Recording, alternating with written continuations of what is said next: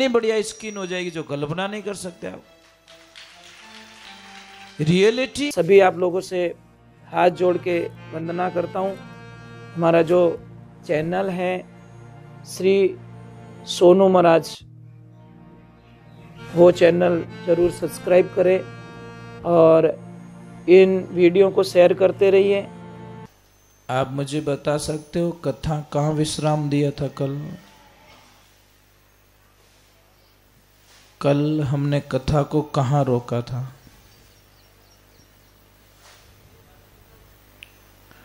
याद है थोड़ा बहुत? भूल गया? ए कृष्णा, जोरदार करी ने काले फेरा कहे ना, आज हावरो भूल गया। बस वही हुआ है। आपको पता है कथा को हमने कल विश्राम दिया था।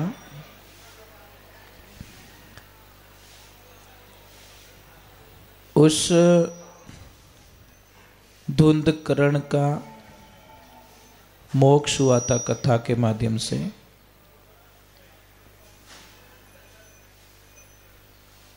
पापी से पापी आदमी था तो भी उसका कल्याण हुआ। कथा क्या है? कथा रियलिटी में क्या है? हम सब भगवान के भक्त हैं, भगवान के प्रिय हैं, परंतु एक बात का ध्यान रखना,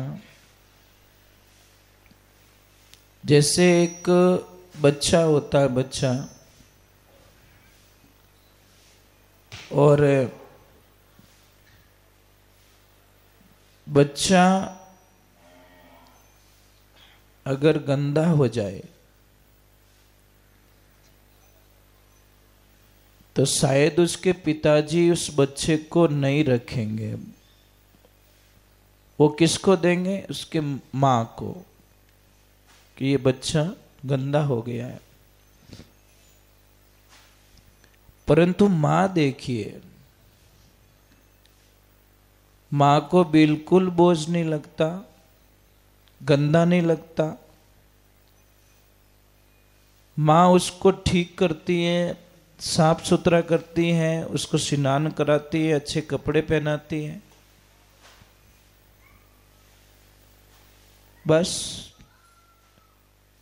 फिर अब उसके पिताजी को दे देती है और वो ले लेते कि लाओ अब मैं रख सकता हूं इसको। परंतु जब बच्चा गंदा है ना, तब तक पापा नहीं रखते हैं। रखते क्या? मुश्किल है।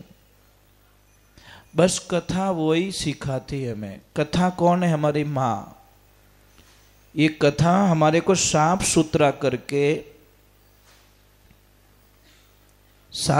करके कथा हमें भगवान को समर्पित करती है। ये ध्यान रखे। ये जब तक ये बातें आपको समझ में नहीं आएगी ना, तब तक कुछ नहीं होगा। कोई आदमी था, भोला भगत था एकदम, तो कई लोग जा रहे थे, उन सबको पूछ रहा था, दक्षिण भारत की बात है ये, वो सबको पूछता कि तुम लोग कहाँ जाते हो? बोला कि हम हरिद्वार जाते हैं, गंगा में स्नान करते हैं। तो उससे क्या होता है? वो बोलता है गंगा मैया हमारे मैल धो देती है। उसने बोला ठीक है, मैल धोते तो हम भी जाते हैं एक बार गंगा मैया के पास में। वो तो एकदम भोला आदमी था, उससे संसार से कोई इतनी प्रवृत्ति नहीं थी, संसार से दूर था। गंगा के किनारे जाके बैठा और विचार करने लगा कि ये सारे लोग यहाँ स्नान कर रहे हैं, इनका मैल धुप रहा है, तो चलो गंगा को पूछ लेते हैं, थोड़ा प्रश्न कर लेते हैं। तो गंगा मैया को पूछा कि मैया मुझे आपसे बात करनी है। वो तो बोला था, अभी उसकी बात कौन टाल सके। तो गंगा मैया ने बोला, बोल भाई क्या? कि मुझे एक शंका है, वो थोड़ी मेट दीजिए। कि क्या?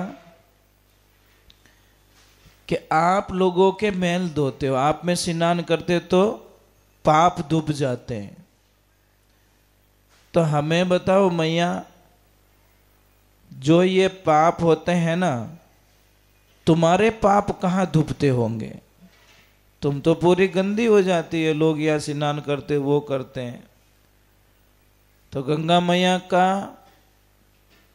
उत्तर वापस सुनना आप, कि मैं भी पूरी गंदी हो जाती हूं लोगों के मैल से, इनके पापों से मैं भी पूरी गंदी हो जाती हूं, पर मेरे पाप कहाँ डूबते? मेरे भी तो, मुझे भी तो पाप धोने हैं ना। कि जब गाय माता आती है और गाय माता जब पानी पीती है और उसके चरण स्पर्श करती हो ना, तब जाके मेरे पाप खत्म होते, नहीं तो मैं पापी नहीं बन जाती हूं। इसका मतलब क्या है? गाय माता, गंगा के भी पाप ये गाय माता धोती है। तो आप लोगों को ध्यान रखे कि गाय माता की जो सेवा करते हो उसमें स्वार्थ का भाव नहीं होना चाहिए, निस्वार्थ भाव से। क्योंकि भक्ति दो प्रकार की, निष्काम और सकाम। सकाम भाव से भक्ति करोगे तो आपको रोना रोना आएगा, क्योंकि आप उसमें लिस्टें बोलते रहोगे, भगवान अब ये कर दो, अब ये कर दो, लायली फेरी में ओ मांगो, उन फेरी में ओ मांगो, मतलब डिमांड हमारी बढ़ती जाएगी। और निष्काम भाव से की हुई भक्ति आप ट्राई करके देखो, आप जो नहीं मिलना उससे कई गुना आपको मिलेगा। आप ट्राई करके देखिए, निष्काम भाव से, सकाम भाव से नहीं, निष्काम भाव से भक्ति कीजिए। परंतु हम एक दिन का उपवास रखते हैं ना, उसके बदले में भी कुछ मांग लेते, डिमांड। तो ये भगवान की भक्ति नहीं है, भगवान के साथ में सौदा हो गया, सौदा, एग्रीमेंट हुआ, भाई मैं भूखो मरियो आको दिन, सामने आकाशनो खोलू ओ मंथन देनो पड़ी। तो ये तो भाई सौदा हो गया ना, एग्रीमेंट हो गया, मैं भूखा मरा तू मुझे दे। सौदा मत कीजिए, भगवान के साथ में सौदा एग्रीमेंट नहीं होना चाहिए। भगवान जो नहीं मांगता है ना, उसको देखो आप, उसके पास उसको बहुत सुख मिलता है। मिल जाएगा तो भी सुख, नहीं मिले तो भी सुख। रोना किसको पड़ रहा है भाई? जिसकी सगाई नहीं हुई तो उसको कौन बोलेगा तेरा संबंध टूट गया क्या? अरे बोला हुआ ही कहां था पहले तो। रियोडो वे तो प्रॉब्लम ना आवे ना। इन चीजों को जब तक नहीं समझ में आएगा तब तक हम भगवान की भक्ति नहीं कर पाएंगे। कई बार महिला मंडल है, आप में भजन गाते हो आप लोग, कि मैंने कई जगह सुना माता बहने बहुत अच्छा भजन गाती है और गा के भी बहुत अच्छे भजन गाती है। तो एक दिन कई बहनें भजन गा रही थी, तो वो भजन चालू था, बोलो कोयल वाला बोल, कागोनी बोली छोड़ दे, ऐसा भजन चल रहा था। तो भजन पूरा होने के बाद मैंने पूछा कि खाली आप इस भजन को गाते हो कि आप में बदलाव भी आया है? भजन गावो जीते तो बढ़िया लगे न, आपरी भाषा सुधरी कि नहीं सुधरी? बस मैं यही कहता हूं, गाने से कुछ नहीं होगा, आप जीवन में उसको फॉलो करो, और फॉलो नहीं करोगे तो आपको कोई बेनिफिट नहीं मिलेगा। तो हम चलते हैं भगवान के चरणों में, कथा में प्रवेश करते हैं। कल कथा को विश्राम दिया था वहां पे। गोकर्ण जी महाराज ने अपने भाई को मोक्ष दिलाया। अब प्रश्न आ रहा है वापस, सूत जी महाराज को प्रश्न किए जा रहे हैं। प्रश्नों में बहुत सारे प्रश्न हैं। भगवान अजन्मे हैं, भगवान की भक्ति किसकी करनी चाहिए। तो सूत जी महाराज ने बोला कि इन सब के प्रश्नों का जवाब देने से पहले मैं सुखदेव जी महाराज का वंदन करूंगा, क्योंकि वो हमारे गुरु जी के पुत्र हैं और योगी भी हैं। सुखदेव जी महाराज कौन है? कहते हैं कि वैकुंठ धाम में रहते थे सुखदेव जी। तो राधा रानी ने बोला कि सुखदेव तुम्हें मृत्युलोक में जाना है, धरती पे जाना है और वहां पे जाके भगवान की कथा का प्रचार प्रसार करना है। वो बोला नहीं मैया, मैं नहीं चाहूंगा वहां पे, क्योंकि भगवान की माया है ना, माया के चक्कर में पड़ जाऊंगा। अब रियलिटी क्या है पता है? ये जो दिख रहा है ना, ये दिखने वाली चीज, ये सब माया है भगवान की। और इस माया में हम लोग इतने उलझ जाते हैं, जको दिखे जो कोई छोका लागे अपने, बस यही समस्या पैदा हो रही है। मतलब माया के जाल में फंस गए हम लोग। ये दिखने वाली चीजें क्या, ये सब भगवान की माया है। कोई तो निकल गए बाहर और कोई नहीं निकल पाए, अभी भी दौड़ दौड़ फिरे। तो सुखदेव जी महाराज ने बोला नहीं, मैं नहीं चाहूंगा। तो राधा जी ने बोला कोई बात नहीं, भगवान की माया का असर तुम पे नहीं होगा, तुम जाओ। तो कैलाश पर्वत पे पक्षी और पक्षिणी रहते थे और उन्होंने अंडा दिया। अंडे के रूप में सुखदेव जी महाराज वहां पहुंचे हैं, पर अंडा तो हो गया। तो भगवान के मन में एक प्लान आया कि ये जब तक कथा नहीं सुनेगा तो आगे बोलेगा कैसे, कैसे सुनाएगा दुनिया को। तो उन्होंने, और जैसे ही मन में सोचा तो नारद जी के मन में विचार आया कि मेरे प्रभु का कोई प्लानिंग है। नारद कौन है? नारद जी ही भगवान का मन है, मन ही नारद जी है। अब गए कैलाश मानसरोवर, वहां पे गए और नारद जी ने बोला, जाके प्रणाम किया, सब बातचीत हुई। भगवान भोलेनाथ तो आपकी योग माया में साधना में बैठे। अब देखिए गुरु और शिष्य का नाता देखिए। नारद जी कौन है? परपता जी के गुरुदेव। परंतु परपता जी को नारद जी मैया कह के बुला रहे। क्या बोल रहे? मां, माता जी कह के बुला रहे। यही संत का जीवन होना चाहिए। अभी कई लोगों को मैंने देखा है कि गुरुजी 30 साल के और शिष्य है 60 साल के। अब गुरुजी 30 साल के, उसको सामने बेटा बोल देते हैं। समस्याएं पैदा होती है कि नहीं होती है? भाई जो स्थान है, ठीक है गुरु शिष्य का नाता है, पर इतना तो नहीं कर सकते ना। बहन बोल सकते हो, मां बोल सकते हो, हाँ अपने से छोटे तो कोई दिक्कत नहीं है। मैंने कई लोगों को देखा, तो ऐसा नहीं होना चाहिए। अबे भगवान की कृपा हुई, नारद जी पहुंचे कहां? कैलाश। और बड़े शांति से बैठे और मैया को बोला कि क्या हो रहा है कि मैं बहुत जगह जाता हूँ, बहुत सारा परेशानी है, लोग धोखा भी बहुत करते हैं, ऐसा है। और लोग आपस में सच्ची बातें भी नहीं बताते। तो माँ पार्वती जी क्या बोल रहे, नहीं देखो संसार की बातें छोड़ो, हमारे यहाँ पे तो बहुत खुशियाँ है कि क्या कि महादेव जी कोई बात मेरे से नहीं छुपाते, कोई बात मेरे से नहीं छुपाते। वो बोले सच में नहीं छुपाते? कि नहीं नहीं नहीं, सच में नहीं छुपाते। तो मुझे ये बताओ, भोलेनाथ ने कभी आपको बताया कि जो गले में मुंड माला पहनी हुई है वो किसकी है, वे मुंड किसके है? पार्वती जी बोले नहीं ये तो नहीं बताया।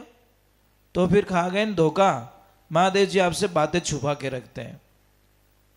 महाराज ठंठाए लुगेर बैम गालन वालो चीज है, एक बार खाली यूं ज कह दो थोड़े पतिदेव लारे कोई लुगई बैठी फटफटिया माथे गयो काम हो। अब घाटा मनोर बहन रही है बहन तो किने ठा, खाली वहम डाल दो आप, घर में क्लेश पक्का है। अब पार्वती जी के मन में के अंदर वो हो गया, बस इतना कह कि वो तो चले गए। पार्वती जी गए कोप भवन में, काले कपड़े पहने गए।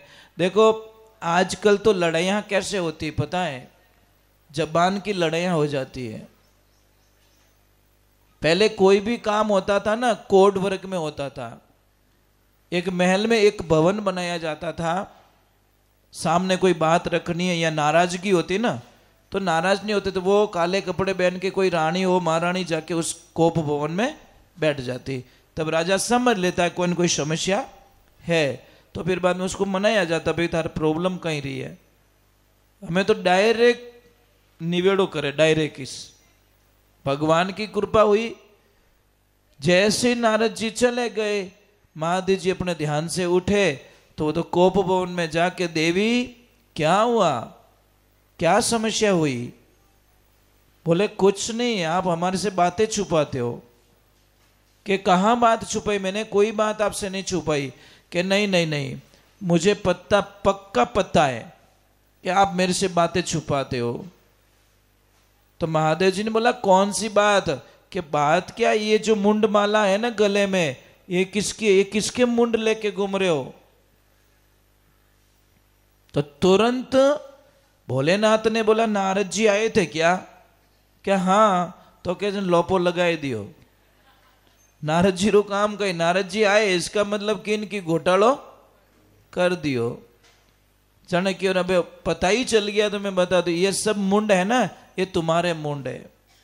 जब जब तुम्हारी मृत्यु हुई मैंने तुम्हारे मुंड को लेके गले में डाल दिया। अब महाराज पार्वती जी हंस रहे कि मैं इतनी बेवकूफ हूं, सिर्फ मैं ही मरी, मेरी ही मौत हुई, आप तो कभी मरे नहीं। कि हे देवी मैं अमर कथा सुन चुका हूं, इसलिए जो अमर कथा सुनता है ना उसकी मौत नहीं होती। तो पार्वती जी ने बोला वो कथा मुझे सुनाओ ना। कि आपने सुनने का मौका ही कहाँ दिया? आप सुनाने का मौका मैंने बहुत बार ट्राई की पर आपने बहाना निकाल दिया, इस बार नहीं अगली बार, इस बार नहीं अगली बार। तो पार्वती जी ने बोला अब तो मुझे सुननी, कैसे भी करके सुननी है। ठीक है बैठो। डमरू बजाया महादेव जी ने, सारे जीव जंतुओं को दूर भगा दिया। अब कथा आरंभ हुई, पर कथा में एक शर्त थी। शर्त क्या थी? कि भाई हुंकारो देवणो, मैं तो आंखें बंद करके कथा कर रहा हूं और बीच बीच में हुंकारो देवणो, और हुंकारो नहीं देवला तो कथा बंद हो जाला। महाराज 1 स्कंद 2 स्कंद 3 स्कंद ऐसे करके के 10वें स्कंद तक पार्वती जी ने बराबर कथा सुनी, हुंकारो देता गया। उद्धव जी और कृष्ण की वार्तालाप हो रही है, प्रश्न उत्तर हो रहे हैं, वहां तक तो सुना उन्होंने, परंतु वहां पे जाके पार्वती जी सो गए, नींद आ गई उनको। और जैसे नींद आई अब उस विकृत जो अंडा था उसमें से बच्चा पैदा हो गया। उसने बोला मैया तो सो गई, हुंकारो नहीं दियो तो महादेव जी कथा रोक दी, आधी कथा सुनी होनी कोई काम नहीं आवे। उसने हुंकारा देना चालू कर दिया। अब पूरे 12वें स्कंद हुआ और जैसे जय बोली बोलो कृष्ण कन्हैया लाल की, एकदम उठे पार्वती जी। क्या हुआ? अरे होवे कहीं कथा पूरी होगी, कि कथा पूरी हो गई, पक्की हो गई कि हाँ, तो तुम कहाँ थे? कि मुझे तो नींद आ गई।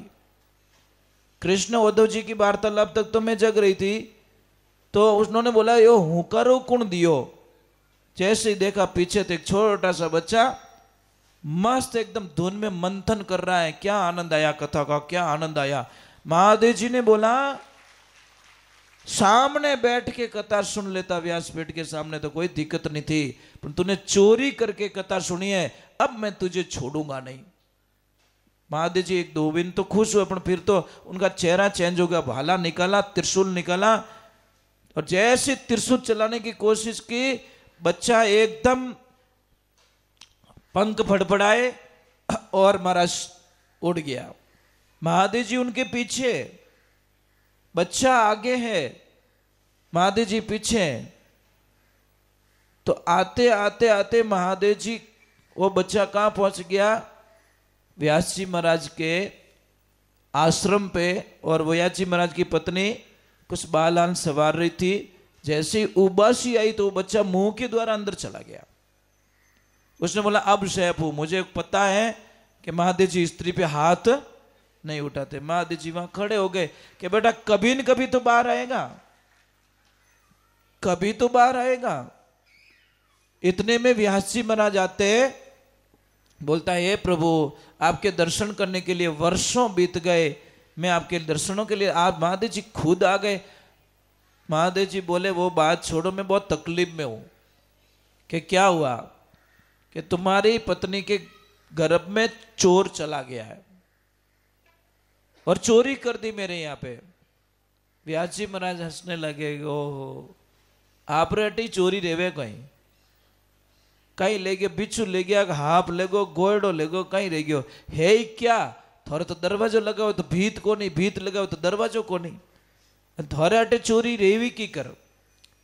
महाराज उन्होंने बोला इसने अमर कथा सुन ली, और अमर कथा सुनने के बाद में तुम्हारी पत्नी के गर्भ में जाके बैठ गया, वो चोर बाहर निकलेगा, उसको मारूंगा मैं। व्यास जी महाराज हंसने लगे, सच में मैंने सुना था कि भोलेनाथ तुम तो सच में ही भोले हो।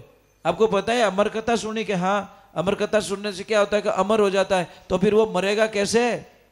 महादेव जी बोले यूं एनर्जी खत्म करी, ऐसे ही पीछे पीछे भागा, कोई मतलब नहीं, इतना दिमाग मैंने लगाया ही नहीं।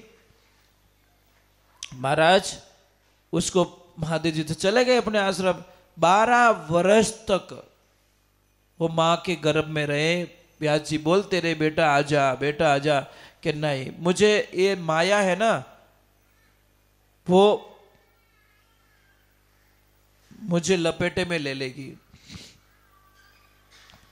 फिर बोला कि मायापति खुद आके मुझे विश्वास दिलाए तो मैं विश्वास कर सकता हूं। फिर नारायण खुद आते हैं और बोलते कि हे बेटा तू बाहर आ जा, तुझ मेरी माया का कोई असर नहीं पड़ेगा। फिर वो बाहर आते और जंगल की तरफ रवाना हो जाते हैं। पीछे व्यास जी कहते बेटा कौन बाप, थोड़े दिन आपके पास में रह गया तो आप मेरे बाप बन रहे हो आप। फिर वो निकल जाते हैं और कहते हैं कि जब वो निकल रहे थे, व्यास जी महाराज पीछे पीछे दौड़ रहे थे। सरोवर में कोई देवियां स्नान कर रही थी,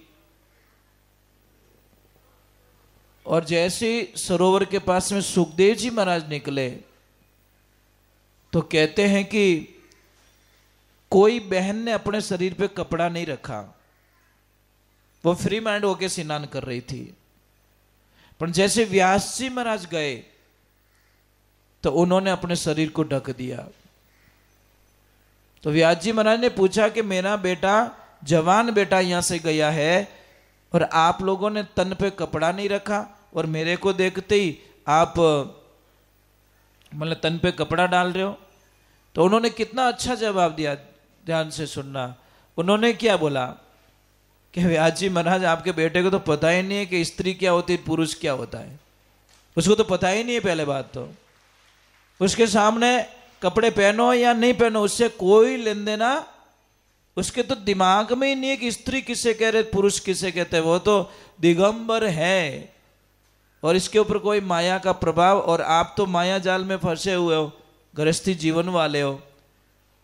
तो ऐसे सुखदेव जी महाराज, बोले सुखदेव जी महाराज की।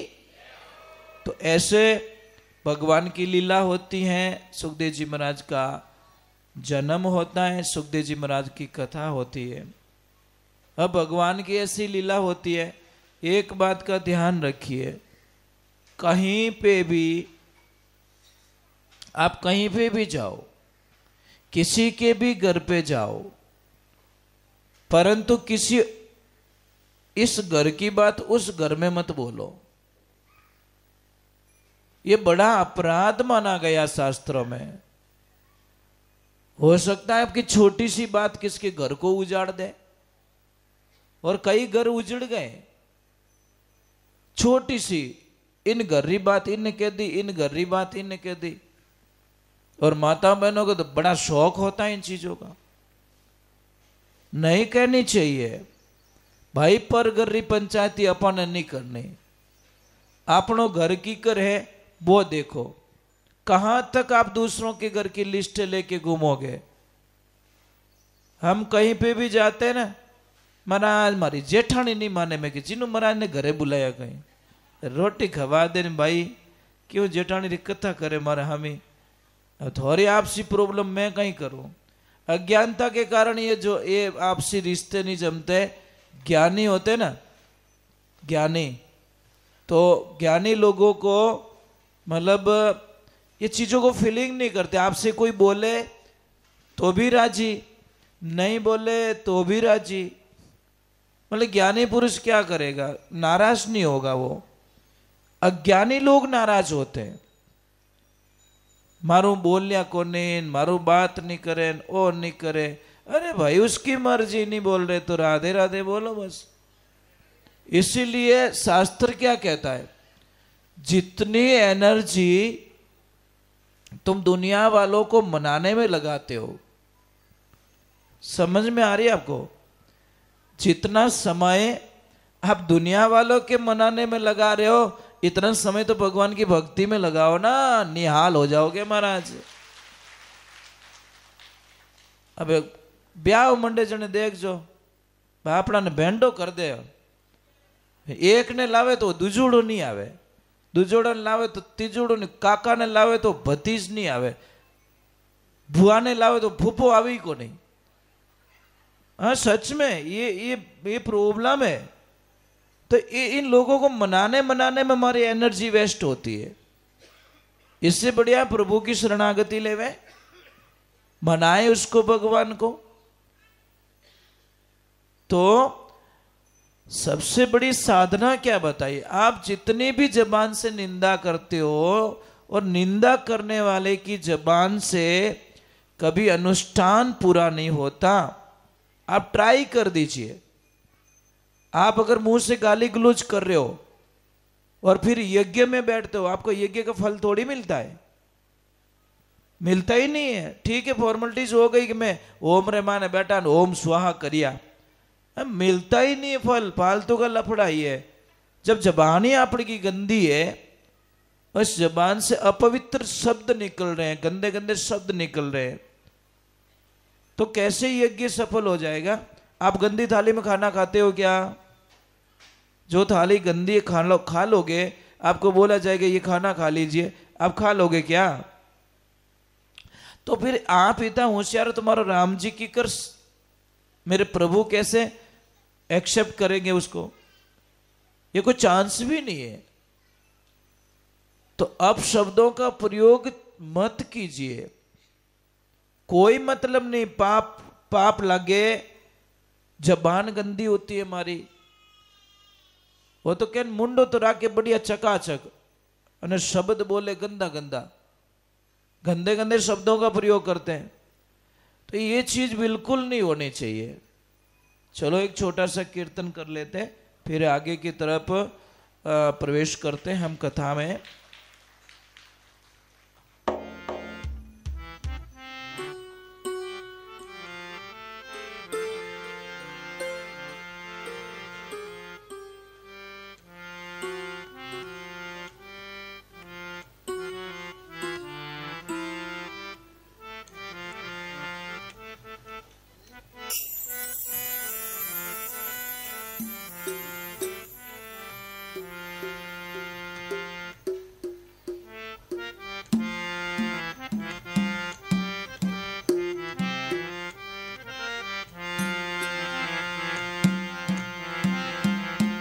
बोले कृष्ण कन्हैया लाल की, बोले बाल गोपाल की। भगवान का स्मरण कीजिए आप, भगवान का भजन कीजिए आप। हम नहीं कह रहे कि आप धंधा छोड़ दो, काम छोड़ दो, वो नहीं कह रहे हैं। हम कह रहे कुछ समय निकालो। हमको कितने घंटे मिलते हैं? 24 घंटे मिलते हैं। 24 घंटे का विभाजित कर दिया गया। 24 घंटे में 12 घंटे हमको काम करने के लिए बोला गया है कि भाई आप मनुष्य जीवन में आए तो 12 घंटे काम कर लो, और 6 घंटे सोने के लिए बोला गया है। कम से कम 6 घंटे सोना चाहिए। तो कितने हो गए? 12, 6, 18। और 4 घंटे खाने पीने के लिए बोला गया है। 2 घंटे सुबह में, 2 घंटे शाम को। 22 घंटे दे दिए हमको। 2 घंटे और बचे। बस 2 घंटे भगवान का भजन नहीं कर सकते, चलो कोई बात नहीं, 2 घंटे मत करो। सुबह के 12 मिनट और शाम को 12 मिनट तो कर सकते हैं। 2 घंटे मत कीजिए।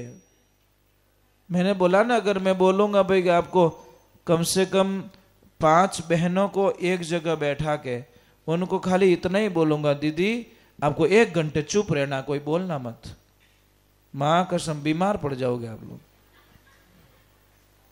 इतना बेकार लगेगा आपको। यूं लगे मोने कटे टूपो दे दियो कोई। लागे कि नहीं लागे? रह सको? नहीं रह सकते ना। हम रहते हैं 5-5, 6-6 घंटे मौन रहते हैं। काम हो तो बात करते हैं, नहीं तो राम राम बस। 10 बात का काम अगर एक बात में फ्री होवे तो एक बात में काम हो जाना चाहिए। कई लोगों को देखा मोबाइल पे, मोबाइल कानड़ो गर्म रह जाए, मोबाइल गर्म रह जाए अपने छोड़े नहीं विने। अरे भाई मत करो इतनी बातें, बेकार हो जाओगे आप लोग। और मोबाइल क्या कह रहा है कि मैं तेरी जिंदगी में खुशियां कभी नहीं आने दूंगा, क्योंकि मैं आ गया तेरी लाइफ में। कितने साल चाहिए इसको? कितने साल खा जाएगा ये? 30 वर्ष खा जाएगा आपकी जिंदगी के। 30 साल की उम्र खा जाएगा मोबाइल आपकी लाइफ में। देखना, आप ट्राई करके देखना। आप डेली के 4 घंटे जाते हैं मोबाइल में, और महीने के 120 घंटे जाते हैं। 1 साल में 1500 घंटे जाते हैं, और 50 साल हो गए तो 75,000 घंटे चले जाएंगे 50 साल में। 75,000 घंटे को काउंट करके देखो आप। हम तो इतनी चीजें बताते हैं कि कोई बीड़ी ईड़ी पीता है, अगर 20 से 22 साल अगर उसने बीड़ी पिए तो उसने 65 लाख रुपए की बीड़ी पी ली साहब, पता ही नहीं चला उसको। और 65 रुपया कटे दान करना रहे तो वो नहीं होगा। जो चीज में वेस्ट नहीं करना चाहिए। आप लोगों को भी प्रार्थना कर रहा हूं कि ओरिजिनलिटी में रहिए। ओरिजिनलिटी में, ओरिजिनलिटी किसे कहते हैं? ओरिजिनलिटी कहते हैं जो भगवान ने हमें शरीर दिया वो, बस वो एग्री है। उसको बिगाड़ने की कोशिश मत करो। कई लोग कराते हैं, मेकअप कराते हैं, पछे घूमड़ा रहे मुंडा रे मोटा मोटा, पछे क्या स्किन की प्रॉब्लम हो गई, स्किन की। अबे प्रॉब्लम री को नहीं, तुम करना आया खुद ही गया बटे। अरे भाई इतना शौक है तो गाय माता के दूध से मुंह धो लो ना, इतनी बढ़िया स्किन हो जाएगी जो कल्पना नहीं कर सकते आप।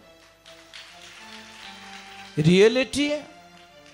जैसे आप तिलक करते हो, बाजार से लाने की बजाय हम बोलते वैसे तिलक बनाओ आप बढ़िया।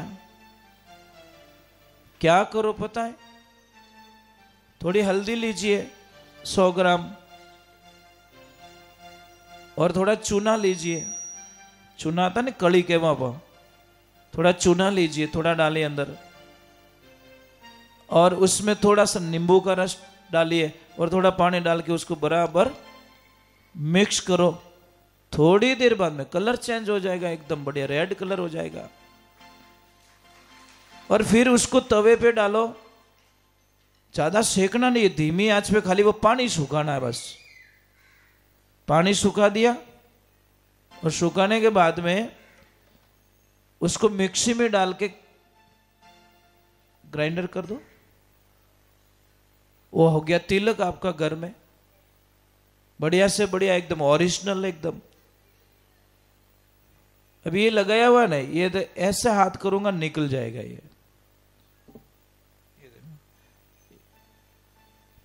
ये हल्दी वाला है, तो आप बना सकते हो घर में। पर क्या करें महाराज, आदतें ऐसी हो गई हमारी। दूसरे नंबर, कल मैंने एक चीज बताई थी कि वो बचे हुए, अच्छा आज आटो कम डाली रहे हो पुलोतन में ना, कम डाला होगा ना, क्या ठंडा तो पड़ गई कि वो मोरा कामरो नहीं है, तो ऑटोमेटिक आपने उसमें कटौती कर दी होगी। पर रियलिटी यही है कि आप वो आटा वापस उसमें मत डालना। वो आटा इकट्ठा करके कहीं पे भी ले जाओ, थोड़ा शक्कर डाल के, जहाँ पे चींटियां हो वहां पे डालो आप। आप लोगों को शायद पता नहीं है, जैसे किसी का गहना होता है ना, गहना आप लोग कभी ध्यान नहीं देते। जो मां का जो गहना होता है ना, मां का, उसके ऊपर सच में अधिकार किसका होता है पता है आपको? बेटी का अधिकार होता है। रियलिटी तो यही है। भाई भाभी खा जावे, तो हकीकत ये है। धर्म क्या कहता है?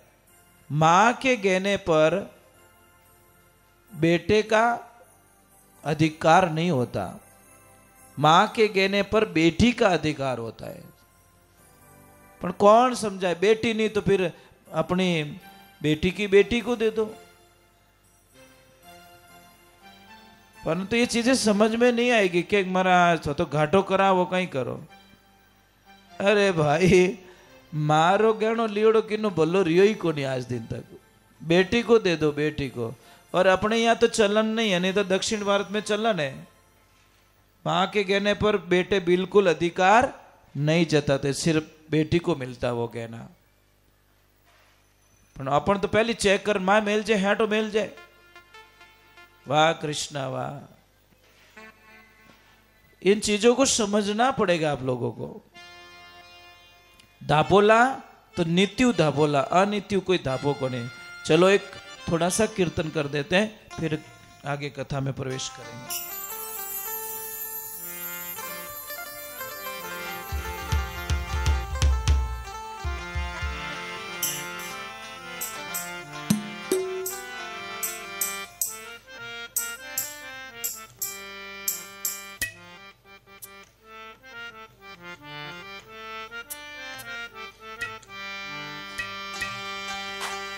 नाम जप कीजिए आप, और नाम जप में इतनी ताकत होती है, क्या बोलो आपको। अच्छा, वृंदावन कौन कौन गए हो आप लोग? यहां से गए हो? कितना अच्छा लगता है वहां पे, सब जगह राधे। ऐसा मन करता है वापस ना चले घर पे बस। सच में इतनी खुशियां मिलती है वहां पे। एक 10 दिन रह के आज आपकी भाषाएं बदल जाएगी, आपके विचार बदल जाएंगे। और वहां पे गुरुजी है, पता है, प्रेमानंद जी महाराज, उनका 20 साल से किडनियां फेल है, पर अभी भी वो देखो एकदम एक्यूरेट है। ये है श्री जी की मेहरबानी। विश्वास तो करना पड़ेगा भाई, विश्वास बिना कुछ भी नहीं है। वो सबको यही कहते भाई नाम जप करो। और कलयुग में केवल नाम को ही आधार दिया गया है। कलयुग केवल नाम आधारा, सुमिर सुमिर नर भव उतरे पारा। तो इतना इजीली हमको दिया गया, तो फिर हार्ड क्यों करें, ज्यादा क्यों करें, ज्यादा बोझ लेके क्यों घूमे। कई लोग बहुत सारे भजन भी करते हैं पर उनकी विचारधाराओं में कुछ प्रॉब्लम होती है। तो बहुत ही सुंदर पदों का वर्णन किया गया। अरे